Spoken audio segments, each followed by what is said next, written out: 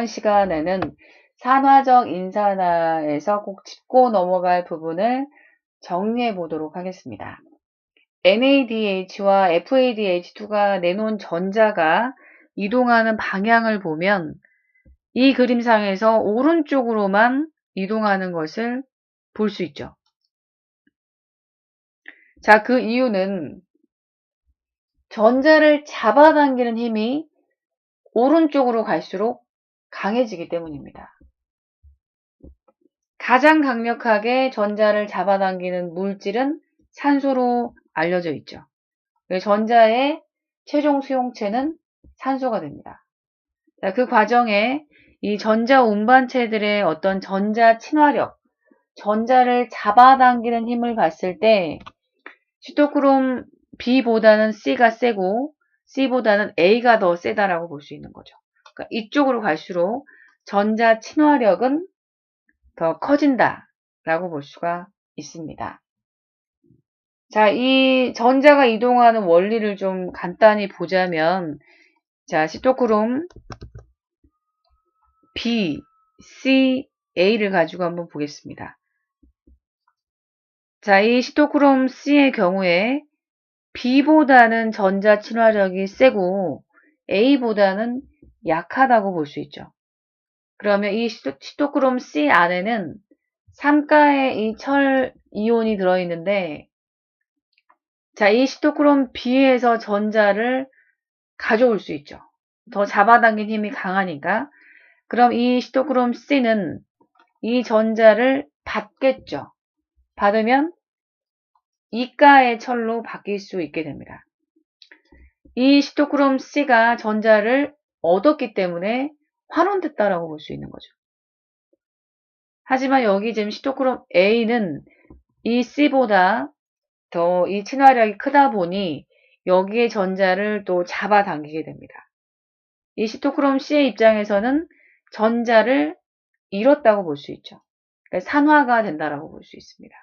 그러니까 이런 과정을 통해서 전자가 이동을 하게 된다라고 볼 수 있는 거죠. 자, 이렇게 이동을 하게 되고요. 또 하나 알아야 될 팁은, 자, ATP 합성 요소가 되겠습니다. 이 그림상에서 이건 지금 미토콘드리아의 일부를 확대한 것인데, 여기 이쪽이 미토콘드리아 기질일까요? 아니면 막사의 공간일까요? 그것을 판단할 수 있는 방법이 있습니다. 바로 이 ATP 합성 요소의 머리 부분, 요 머리 부분을 주목하시면 될 것 같습니다. 머리 부분이 이제 어느 쪽에 위치하는가 그림을 보게 되면 미토콘드리아를 모식적으로 나타냈을 때 이렇게 나타나지게 됩니다. 여기 지금 이게 ATP 합성 요소인데 머리가 향하는 부분은 바로 미토콘드리아 기질이 되죠. 이 부분은 미토콘드리아 기질이다라고 볼 수 있고, ATP가 만들어지는 곳은 이 막사의 공간이 아니라 미토콘드리아 기질이 됩니다. 왜냐하면 여기에 지금 이 머리 부분에는 ADP와 결합할 수 있는 결합 부위가 있습니다. 그 결합 부위에 ADP가 결합을 해서 인산과 결합을 하게 되면 ATP를 합성할 수 있게 되는 거죠. 그 장소가 바로 이 부분이 되겠습니다. 그래서 이 머리 부분에서 ATP가 합성이 된다라고 볼 수가 있는 거죠. 결과적으로 미토콘드리아 기질에서 ATP가 만들어지게 되죠.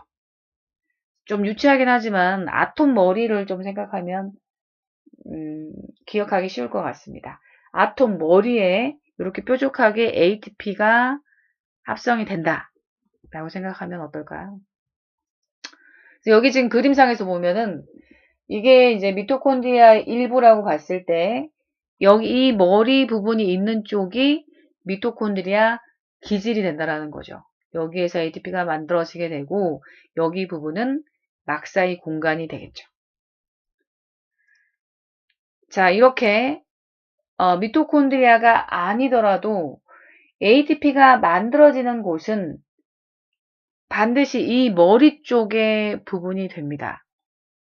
여기에 지금 수소이온이 이쪽이 많고 이쪽이 적을 때 이쪽에서 이렇게 나와야지만이 여기서 이제 에너지가 ADP와 인산을 연결해서 ATP를 만들어낼 수 있겠죠. 그러니까 반드시 이쪽이 수소이온이 많고 이쪽이 적었을 때 ATP가 형성이 될 수 있다라고 볼 수가 있습니다. 자, 그러면 또 하나의 팁을 볼까요? 자, 이 산화적 인산화는 전자전달계와 화학삼투 이 두 가지 과정을 의미한다라고 했습니다. 이 전자전달계가 필요한 이유는 바로 이 H 플러스 수소이온 농도를 기울기 형성을 위함이라고 볼 수 있죠.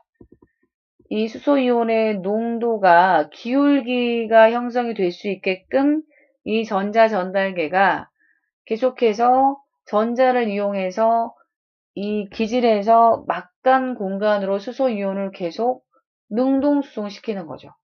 그렇게 해서 기울기를 형성하게 됩니다. 그러면 이 기울기가 형성이 되면 여기에 있던 수소이온이 이 많은 쪽에서 적은 쪽으로 이동하려고 하겠죠. 확산은 자연스러운 현상이니까. 여기에 이 통로를 통해서 이 수소이온이 이렇게 이동을 하게 되죠.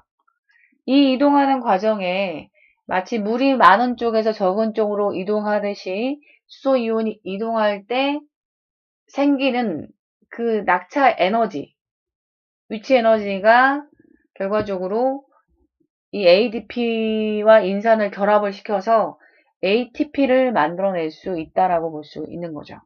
그래서 이 화학삼투는 결국 ATP를 합성한다라고 볼 수가 있겠죠. 자, 그런데 여기에서 만약에 전자전달계가 없는데 어떤 외적인 환경에 의해서 이 수소이온 농도 기울기가 형성이 될 수 있다면 ATP 합성이 가능할까요? 전자전달계 없이 이 화학삼투만으로 ATP가 합성이 가능하냐는 거죠. 네, 실제로 가능합니다. 그것을 입증할 수 있는 실험을 좀 보도록 하겠습니다. 자, 일단 방법은 분리된 미토콘드리아를 pH 8의 용액에 충분한 시간 동안 담급니다. 자, 그러면 시간이 지나고 나면 이 pH 8이라고 하는 완충 용액이 완충 작용을 통해서 전체적으로 이 미토콘드리아를 pH를 8로 만들어줍니다. 기질과 막간 공간 모두 다 8이 되는 거죠. 충분한 시간을 줬기 때문에. 자, 그 다음에 이 미토콘드리아를 꺼내서 pH 4인 상태로 옮기게 됩니다. 그러면 어떤 일이 벌어지는가? 자, 일단 ATP가 만들어질 수 있는지를 보기 위함이니까 ADP와 인산이 들어가야 이걸 재료로 ATP를 만들어낼 수 있겠죠. 그래서 이게 지금 그 원리를 좀 보게 되면 일단 여기가 지금 pH 8인 상태였다가 pH 4인 상태를 만들면 이게 다시 완충작용을 통해서 이 미토콘드리아가 pH 4로 가려고 합니다. 그런데 이 4로 가는 과정에 먼저 바깥쪽이 먼저 pH 4와 같아지게 되죠. 그러니까 시간적으로 이 부분이 먼저 일어나게 됩니다. 아직 여기 부분은 8인 상태. 요 순간이 분명히 존재하겠죠. 점점 시간이 지나고 나면 여기도 이제 4로 바뀌겠지만 분명히 그 과도기에 이런 상태가 존재하게 됩니다. 그러면 여기가 pH 4라고 하는 것은 수소이온의 농도가 높다는 걸 의미하죠. 8에 비해서 농도 기울기가 형성이 된다라는 거죠. 그러니까 농도 기울기가 형성이 되면 여기에 이쪽에 수소이온이 많고 적으니까 이 통로를 통해서 들어올 수 있겠죠. 들어오게 되면 여기에서 그 에너지가 생기게 되고 그 에너지를 가지고 이 머리 부분에서 ATP가 만들어지게 된다라는 거죠. 여기에 중요한 건 전자 전달계가 없었지만 외부의 환경에 이 pH 용액을 가지고 이렇게 농도 기울기가 형성이 됐을 때 ATP를 만들어낼 수 있다라는 거죠.